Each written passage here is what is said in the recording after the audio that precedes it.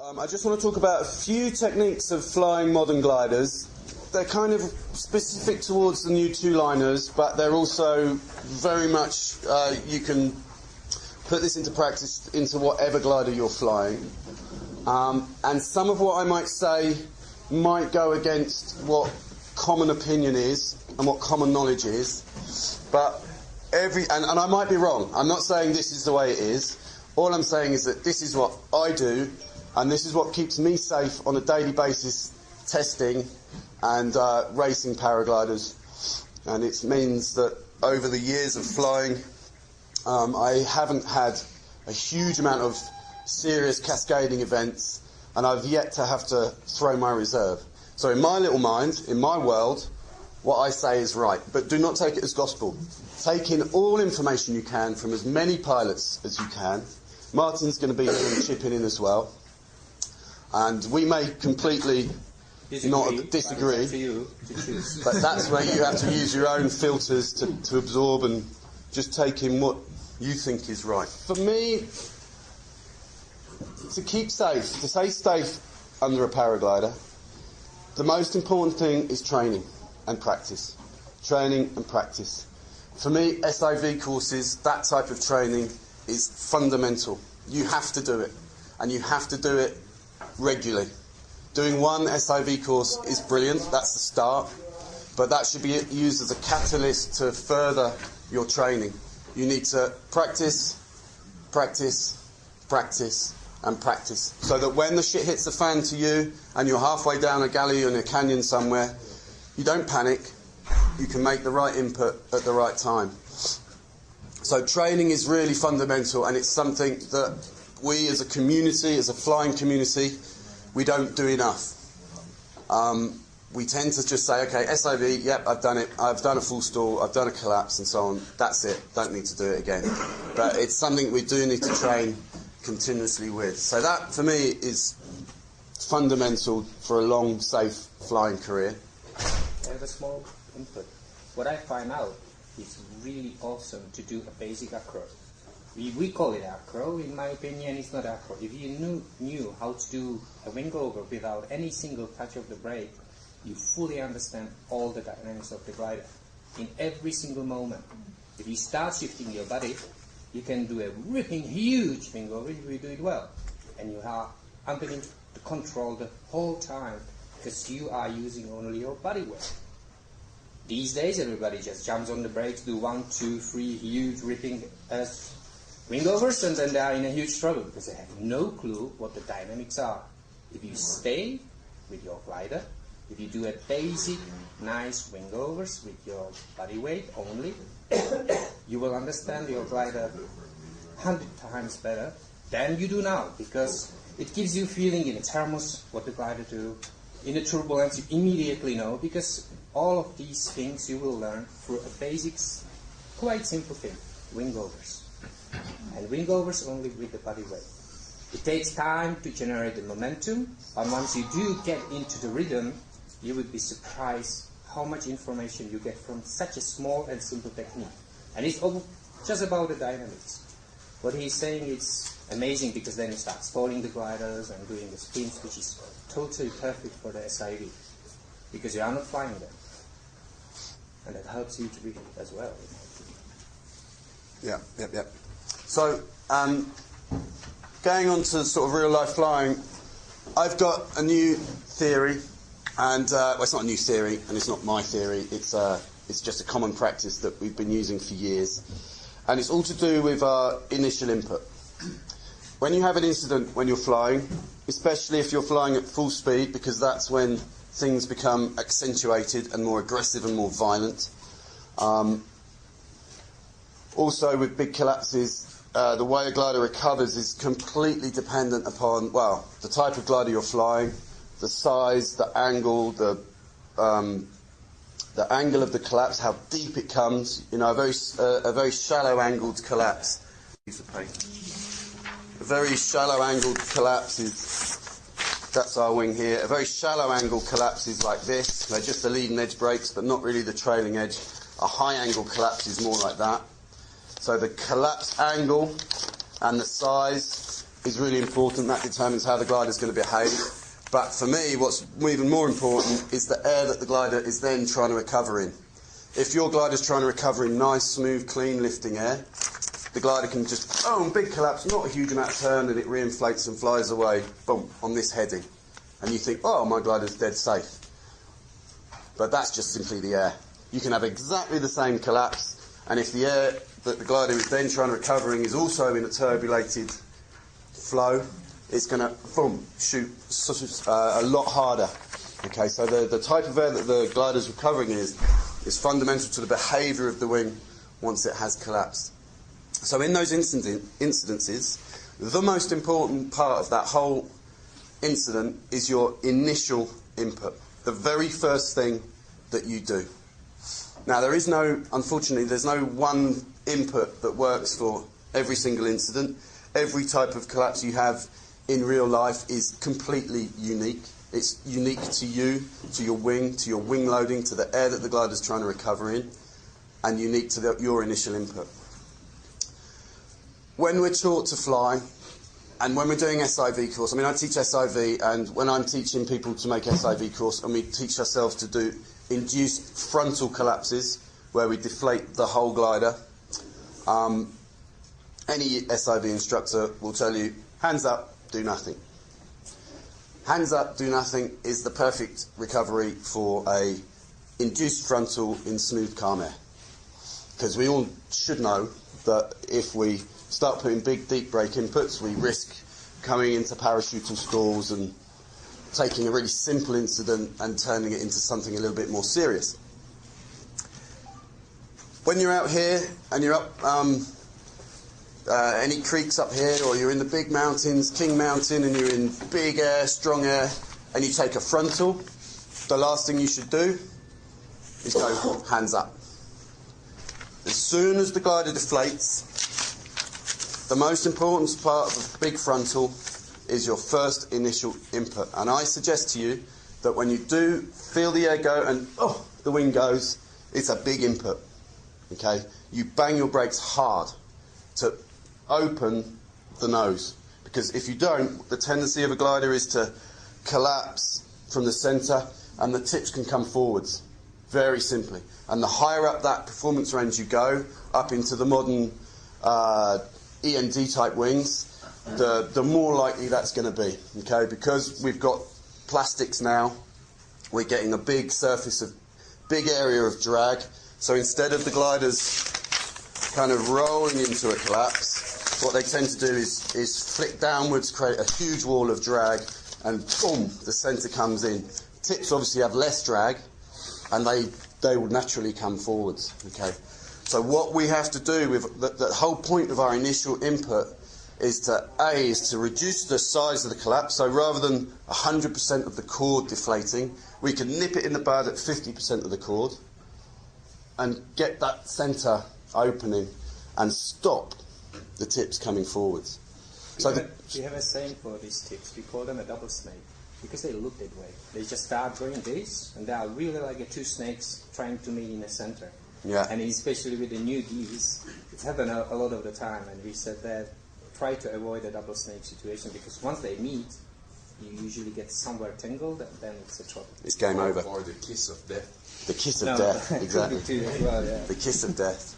So everything in big frontals is to keep the tips apart, okay? And that requires a big brake input initially, the first thing that you do. And that generally will nip anything in the bud. It will stop it developing into something worse. Worst case scenario, when you've made that big input, is, I'm in parachutal stall. But if you've been trained, if you've been practiced, parachutal stall is really easy to recover from. Put your hands up all the way. Once you've got the tips apart and you've got the span of your wing above your head, put your hands up and the glider will fly. And do not push the speed bar. That's as simple as this. Okay. And you will. And what I found out, if you have Do not or do? always push the speed bar if it's not flying, because that's the easiest thing for you to recover into a normal flight. If you are dropping at the variables doing do, just push the speed bar and go it flies away. Most gliders, if you've got your gliders in correct trim though, It will fly by itself. It will fly within 3 seconds of yourself, of putting your hands up. And what I find out about the initial input is just as quick as you can, just really touch the brakes and don't do this, like, stay with the hands. No, it's better just bury it, just get into the farthest position you get and get them into a normal flying, like really good, and then just see what's going on.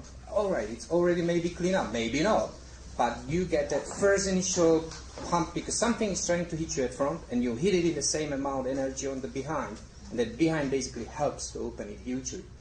And then you can figure it out with the whole glide, the side of it, what's basically happening, rather than just keeping it buried, you know, then we can get it into a little trouble. Just pump it and get it out. Sometimes it may require 2 pumps as well. Yeah. We've, in testing with the Enzos and the R11s and the like, full speed frontals, the glider was banging in hard, just going into a small bundle, and you bang the brakes and nothing happens. You bang the brakes again, nothing happens. You bang it again hard and boom, it opens. There was a couple of instances with very good pilots last year where they took a frontal, and I'm talking about people like Alex Hoffer, you know, when they crashed, they took a frontal, a little bit of brake and then hands up with the glider bundled. And if you go hands up, if you go passive in those situations, nothing's going to happen. You have to bang the brakes, okay? This is more specific information for the high performance wings, the Ice Peak 6s and the Enzos and the like, but it can happen on any glider. So initial input is really, really important on big frontals. If you miss that first opportunity to pop it, and then you go into horseshoe at that point, are you just going? No, you bang it again. You bang the brakes again, because you know, if it goes there, you just want to get the tips apart as quickly as you can. The longer the tips linger together, the more chance they've got to go in. If I'm flying on bar with hands on the C's, do I start that motion with the C's? You can do. No, you can. You can do it on the C's, and but generally, if you can do it on the C's, if it's just going to kind of a small frontal and the nose starts to break, then a C input is good. But if it just completely turns upside down, then the brakes is the better option. So it does depend on the size and the violence of that collapse. A quick jab on the B's does the same job as releasing the B's, coming off your brakes and back up again. So B control is quite useful. And whether your glider's got, even for the 3-line gliders, the 3-riser gliders, again, when you're using the bar, you've got all that feel and control on your C's. So I recommend, I've been doing it for years, and lots of people have been doing it for years, on riser control, is really using our risers. Okay, it may need a slight adjustment for you because it's a bit strange at first, but when you're using your speed bar, which we have to do these days on modern wings, there's no point in having all this performance that we're making and you're not using it by not using your bar in heavy sink or headwind crossings and the like. So using your bar and getting used to using your bar is fundamental to improving yourself as a pilot, to making yourself more efficient when you fly. And quite surprisingly safer as well, because you got a bigger range of the speed to work with the throttles. Yeah. You know, when you are hitting the wall of the rising air, your speed bar is really tough and really strong, so push it even more to get through that wall. You know, when you are getting into a huge sink and the whole glider starts deflating, you just release the speed bar, and that thing just helps you not to even have a collapse in any trouble. Because the speed bar, when you are on it, tells you what's happening on the front of the glider.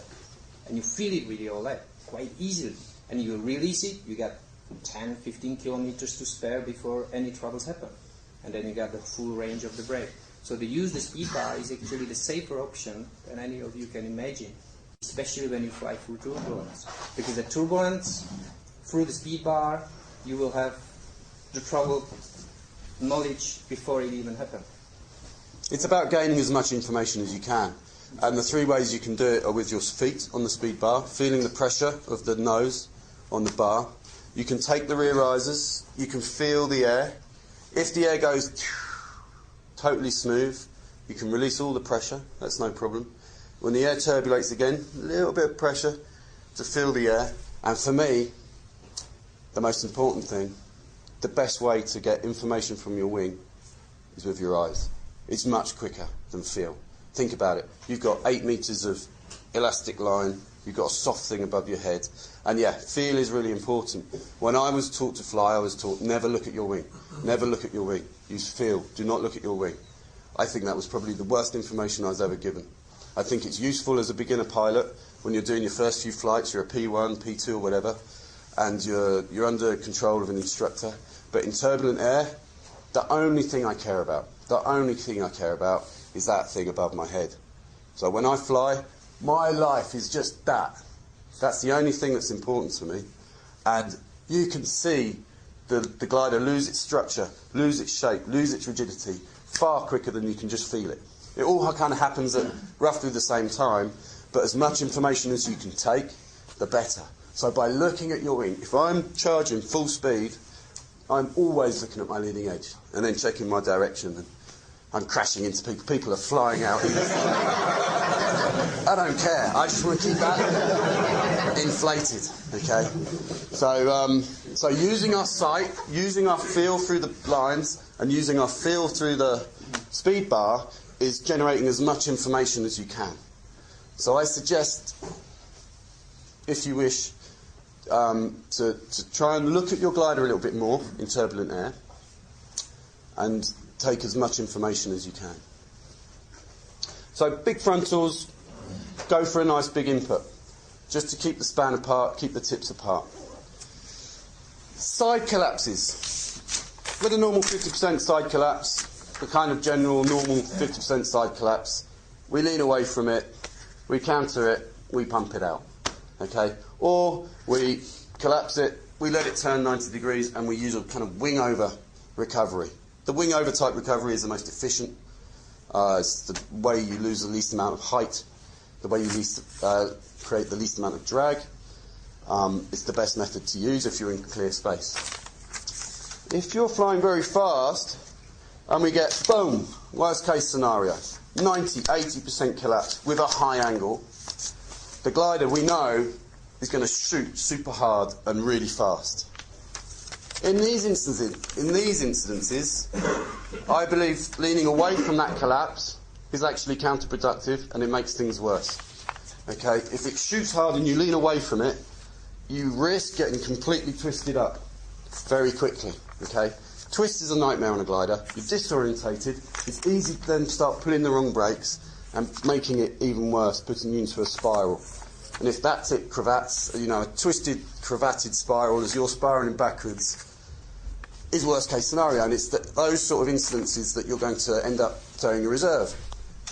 So in very big collapses, the best thing to do is actually go with it. Is actually lean into the collapse. We found it in testing with the high performance wings, especially full speed, is because we're testing, it's like, oh my god, and you collapse the wing and you want to go like that, and every time you go like that, the glider shoots and then it pulls you in towards it, and it all collapses and you fall past it. Yeah, you get a collapse on the other side and game is over. And then when you do the same collapse and you kind of lean in with it and go with it, it's you're slowing it down. So much nicer. Yeah. So on the big collapses at full speed, lean into it. Go with the glider.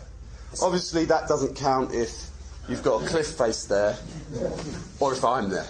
Because I'm like that. I'm not watching you. But if there is open space, guys, this is one of the strangest things I ever found out. The bigger the collapse, the faster your body throw on the collapse side, the nicer it turns out. The more you are fighting in, the real trouble starts. It's strange, but it's honestly, when I did the 2 lines collapses now, I barely played because I thought, alright, I lean the other way. No way. It's a trouble. Yeah. What are you doing with the brakes? It's just a sort of small amount of brake, probably this amount of brake, until you get a bit more of the span, and then you can go on from there. If I jump into it and I bury the arm at the same time, you never do wrong, because the glider is not there anyway. Your hand is just basically pedaling the air. But when you start gaining any energy or anything, the brake will help to open it. Definitely. But you need to have a space, you need to have area around you, because you're obviously going to end up with 360 at least, or sometimes even 2 or 3 turns. and it's never perfectly recovered. There's always some possibility of small wingtip or anything, but it's the best to gain the energy, to get the energy, and to try to reopen the glider as fast as possible. So the leaning into it and bury the brake in the same time never did me any wrong. It always helped me out.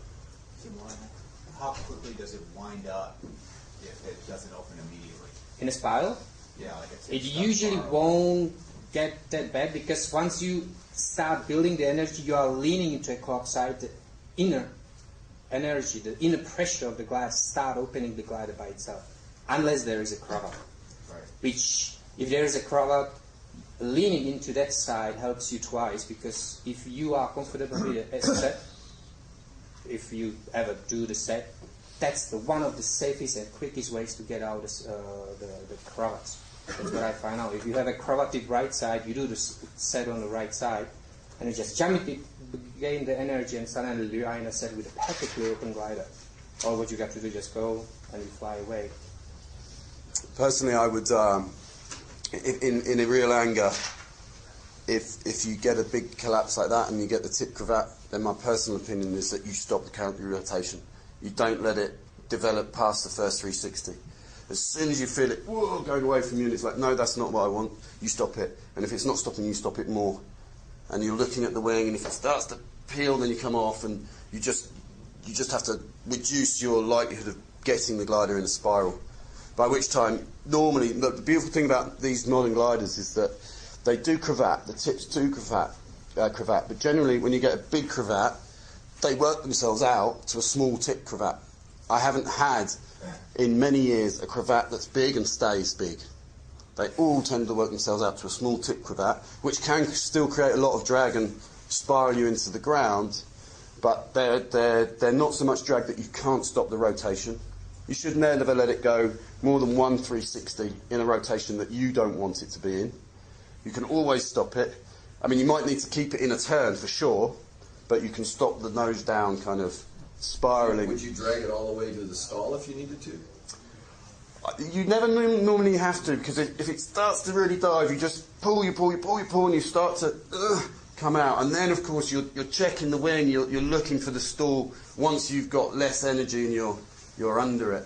But actually stalling the wing as it's here spiralling hard with a cravat, why, you need to have a lot of power, a massive amount of power to do that.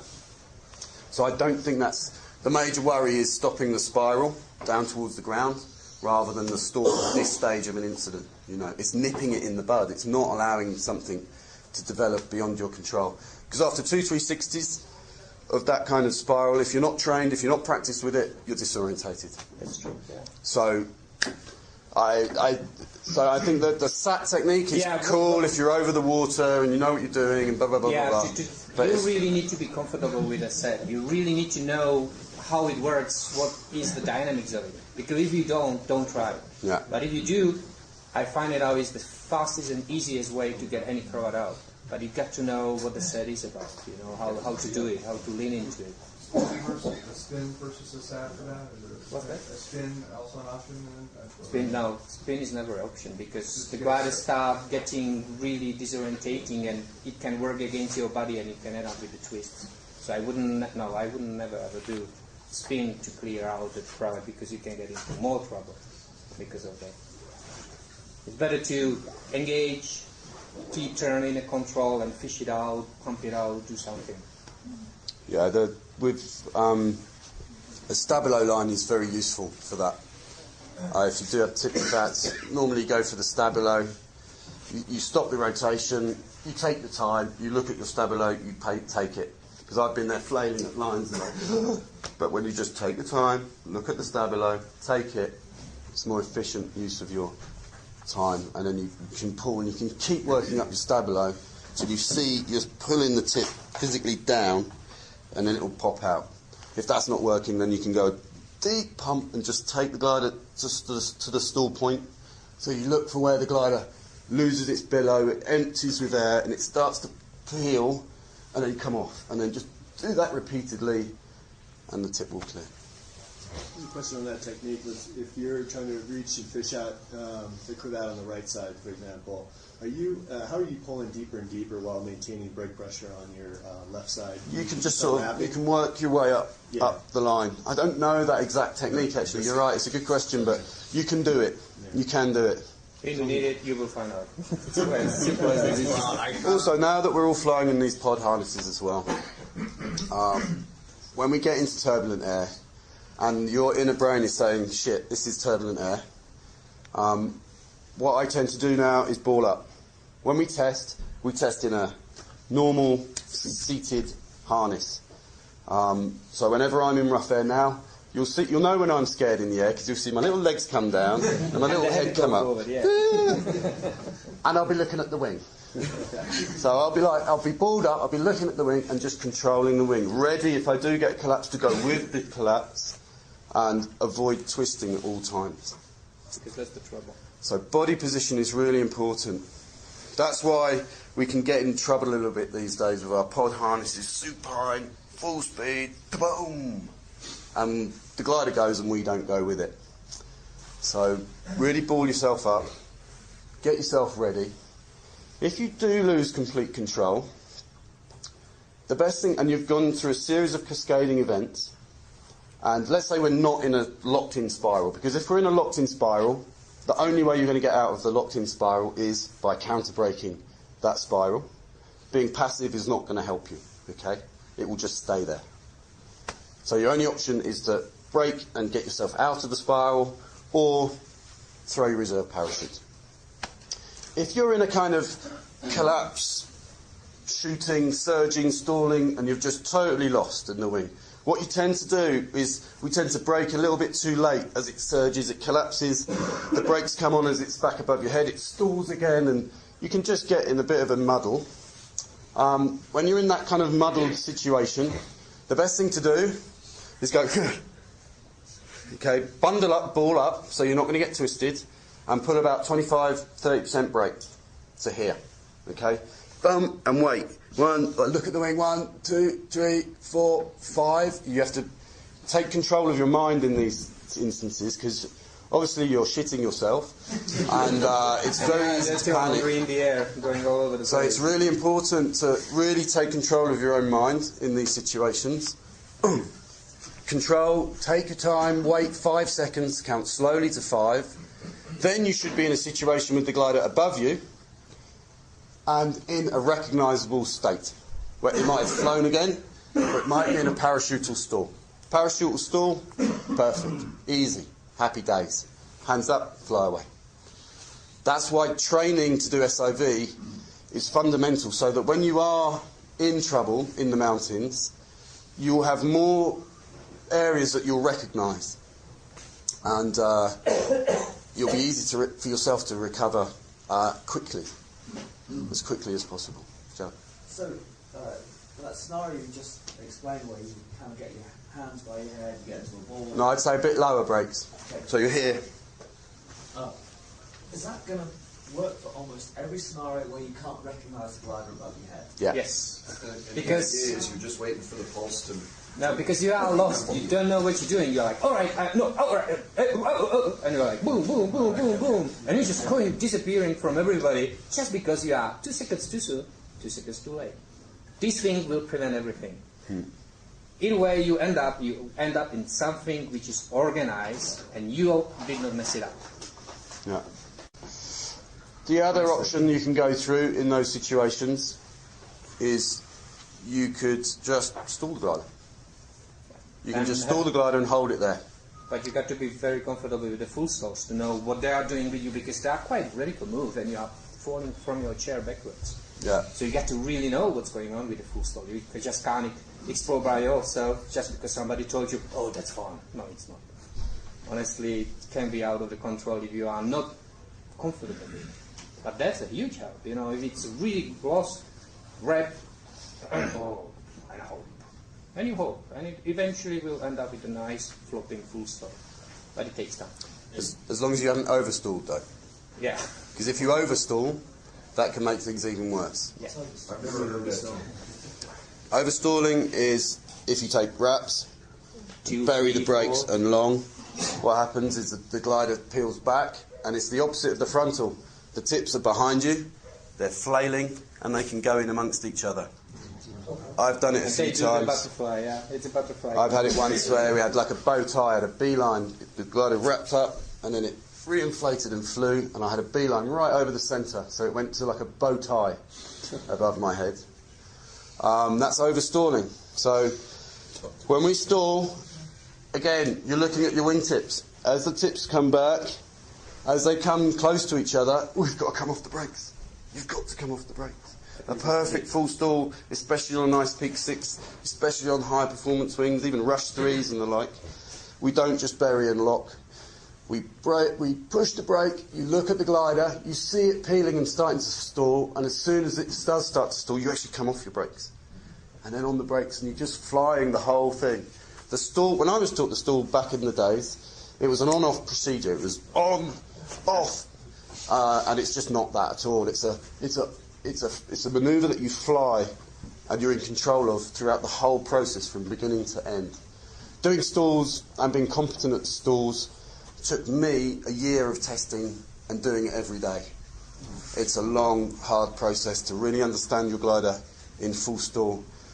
And I guess the only pilots that really get to that level are serious acro pilots or test pilots. I want to say the best way to learn the full stalls is to learn a helicopter.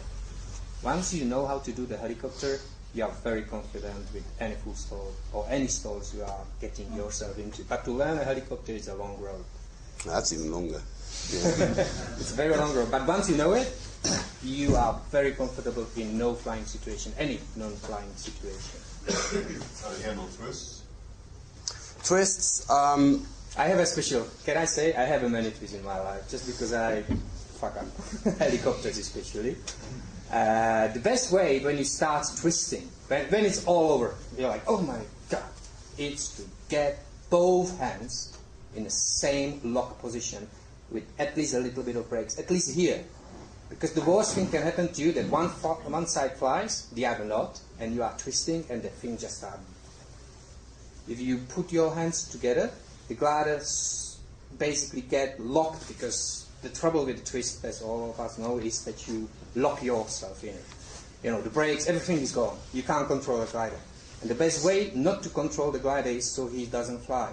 So before you start really twisting way too much, and you can still move your hands, move them into the position like here. So you are in a kind of deep stall, but not really. And if you are going backwards in a strange configuration, the glider is not really flying forward, or one side is flying more than the other, you can eventually start untwisting yourself, because you are not having any energy building through the one side flying more than the other. So if you are getting yourself twisted and locked, put hands like here, stop when it gets twisted, you know, you are twisted 4, 5, 6 turns, doesn't matter, and then you start working yourself. You know, I call it a running, because you kind of really turn yourself. So you run with the legs, you kind of shake somehow, and eventually you start untwisting. And that small brakes help you hugely, because the glider never flies forward. Or if it flies in a very slow configuration, and if it doesn't fly, it flies backwards in a very strange deep stall, but it never has that inertia of jumping into a spiral, which is the biggest trouble, what I found out. So before you lock yourself in a twist, hands around here. I say 50%, probably 40-50%. And once you're locked? Once you lock, as I said, you're flying either way back or forward, you stop twisting, you start shaking the legs. I usually really start running with the legs a lot to get something out, because you have nothing to hold. So I run, shake a little bit, and eventually the body started twisting by itself. Eventually, it takes a little time and nerves. Pulling the risers apart. Nothing. I try a lot of the times. The running was the one of the best, because the running helps you to do something strange. You know, the body like and it goes. I have 7, 8 twists out like that. Honestly, you can work a lot of twists, as long as the glider is not really flying one side or the other. You know the guy last week who flying the ISP? Yeah. Do we want to talk about what happened with him and possible scenarios? Oh shit, I haven't seen the collapse. I don't know. I spoke to Mats about that. Okay. And from what he told me, and I would say he did the correct thing. He was twisted in a full stall. I think I don't recall how he got into that configuration, but once he was in full stall, I've been in situations where I've been in twisted full stalls, and what I've always done is kept my wraps on to keep the glider in full stall. I've reached up, I've got my legs out, I've kicked my legs out, and I've pulled myself round at the same time with the risers. I've also done it pushing the risers apart above the twist, the lines apart above the twist, but whilst keeping the glider in full stall, because as I'm untwisting, I don't want, when I'm facing the wrong way, for the glider to shoot hard backwards beneath my head. I prefer to keep it in a full stall, get myself sorted out, and then look what's going on, and then fly away. You know, so in my mind, from how he explained it to me, he did the correct thing. Obviously, recovering facing the hill with 5 foot to spare was possibly a bit pushing it a bit, but no, I think he did the correct thing. Are you holding the full stall while reaching above it? By taking wraps, so that it's still wrapped in my hands. So do you promote that we practice full stalls? Do you think it's a good idea that we learn to do full SIV stalls? for sure. I really do. I think it's so fundamental. I mean, I spoke to a few people last year that crashed. When Emil crashed on his boom and he got a big frontal, he started to touch the brakes and he was scared of full stalling it. You know, he was so scared of doing a full stall in anger, in action above trees, that actually he just took the crash instead of being, okay, full stall, bump, build my span, fly away. You know, so yes, I advocate that you practice full stalls, but you have to do it in a safe environment, yeah, with a boat, with an instructor, da-da-da-da-da. I learnt over the ground on my own, but I can't advocate that, Nate. Who knows me knows that I did the same, and that's not a good way. I hear varied opinions about what we should be practicing our SIV on. If we should be practicing them on our ice peaks and enzos, or if we should practice on, DHV2s over the water. Do you have an opinion on that? I do have an opinion on that, yes. When we start as test pilots, we don't jump on enzos and start messing around on those things. We start on lower rated wings. We've taken on a new guy, young Fred. He's taken a year and he's about good at frontal deflations now on an E and B wing. He wouldn't dream of doing any of that stuff on a higher performance wing. The new E and D type wings, there's probably 5, 6, 7 EN test pilots that are competent, capable enough to do so. A lot of the newer test pilots that they use for certification flights would not even go near those wings. The new E and D type wings, there's probably 5, 6, 7 EN test pilots that are competent, capable enough to do so. A lot of the newer test pilots that they use for certification flights would not even go near those wings at an early stage of their testing career. Don't forget, these guys are already competent, very good pilots. So in my opinion, and I feel quite strongly, is that SIV needs to be learnt on a basic wing, an ENB type wing. It needs to be pretty much dialed on that. I mean, you can't dial it on that because I haven't dialed E and B wings yet. You know, there's always something new I learn flying an element, E and A. But get as good as you can on an E and B type wing, then E and C, then E and D. Obviously, you guys don't have all that time in the world to have that beautiful progression like I've been able to give myself and like we can give our new test pilots that come and help us out at Ozone. So I would certainly suggest for that first real experience of doing full stalls and stuff, then I'd do a few days on the E and B, and then maybe go to an old school E and D, something that you've got in your cupboard, you know, like the Peak 2s or the Mantra 4s and those type gliders, you know, the 3-liner type gliders, and then possibly go on to do it on the newer EN, you know, the new Enzos and the Ice Peaks and the like. Yes, Chris. Maybe this is a little later, but how are you supposed on inducing collapses on these wings with collapse lines? How is pilot supposed to get meaningful data to themselves with the certification process with the collapse line and then line one down? The collapse lines just help you create the correct collapse for certification. Right. Certification is not a test of safety, it's a test of conformity. Okay? And the two things are separate issues. Okay? So when we're making EN type tests, the EN test states that a frontal collapse is 40% of the chord. So it's that is a correct collapse for an EN collapse. If you do 100% of the chord frontal, turn the thing completely upside down, that's beyond the requirements of EN testing. Okay?